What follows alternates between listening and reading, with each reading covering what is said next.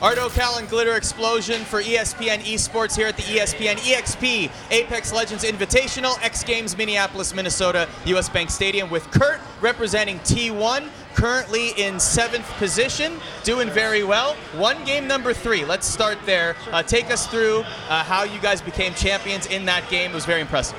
So we've run the cage circle a million times, and we're sweeping the outside of the circle, ran over like 2 or 3 teams, NRG being one of them. That was pretty spectacular. I loved being able to beat them out. And then once we noticed that it was a cage circle, we're like, oh, we've done this like so many times, we need to get one of these positions, which was one of the hallways around the cage. And we just took that position and worked our magic from there. Seemed very, this is such a fascinating day, right? I mean, we're here, it's LAN, a lot of these teams haven't played against each other before. What surprised you about day number 1? Honestly, this is my first big LAN with like a decent amount of money on the line. So when we all play together, even in scrims, it's really hard to replicate that, was the pace of everybody that was playing. It was 20 squads left in third to last circle, and that was pretty surprising on how slow everybody had played, even compared to our scrimmages. Is there anything that surprised you on stage, whether it was sights or sounds, anything? The first time that when we died, the lights flashed over us, that kind of scared me a little bit. Other than that, not much. Now, I had picked you guys as one of the teams to watch out for, one of the teams that I thought was going to do really well. I know that you guys have been really successful so far in scrims, and you did really well in the Faceless series, but this is a little bit different than your typical playstyle. So what's that like? It's a little bit slower for us. We call it stabilized and destabilized teams. A destabilized team is one that doesn't have a position, might be caught out a little bit, and we could like improvise on that, or just like make them make a mistake so we can kill them. There's not many destabilized teams here, and that's what we're struggling with a little bit. We need to find our groove and being able to uproot these stabilized teams. Now, do you have any strategy for how exactly you're going to go about doing that? Yeah, we did that in the last game. So we consider ourselves a destabilized team, and we hunt down the other ones just based on like aim and movement and skill, and that isn't working out too well for us. We're in 7th, but that's not where we want to be. So we are going to become one of the more stabilized teams and then try and hunt for destabilized teams later in the event. I love this terminology. It sounds so official. I don't know. It makes it work. It sounds right, and I don't know.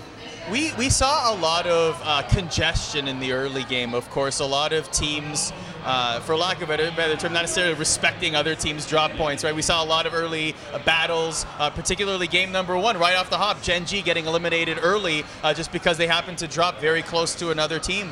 So was there anything that surprised you in-game about how the teams behaved? So from our scrim practice, we're used to people being just like wanting to fight us to see how we fight. Nobody fought at all. Like every time we got into a fight, they just ran away. That kind of like threw us off.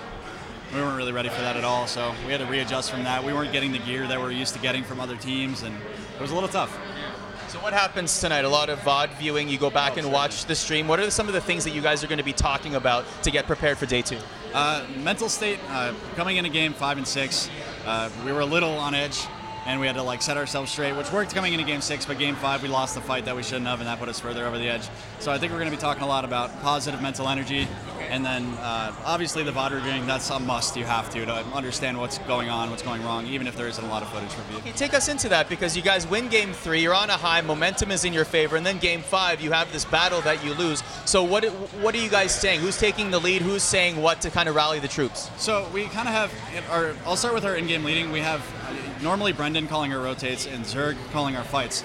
So, but sometimes that can get mixed up, and when it does, they kind of clash, and it brings our attitude down when one thinks we should do one way and one thinks we should do the other, and they argue a little bit, and then it just goes downhill. So I was the one trying to like bring us back, because it's usually Brendan and Zerg making the calls, I just execute them.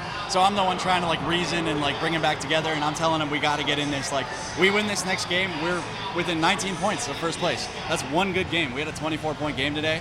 We can easily bring this back, and we did. We got 13 points in our last game, which is higher. We wanted to average 10 per game every game, which we haven't been able to do today, but we did that here, and that brought our mental spirits up a little bit, and we're ready to come in tomorrow. I love it. T1 in great position. Kurt, thank you very much for your time as they lead into day number 2. Continued coverage at ESPN_Esports on Twitter. Thank you for your time. Thank you. Thank you very much. Good job. Thank you.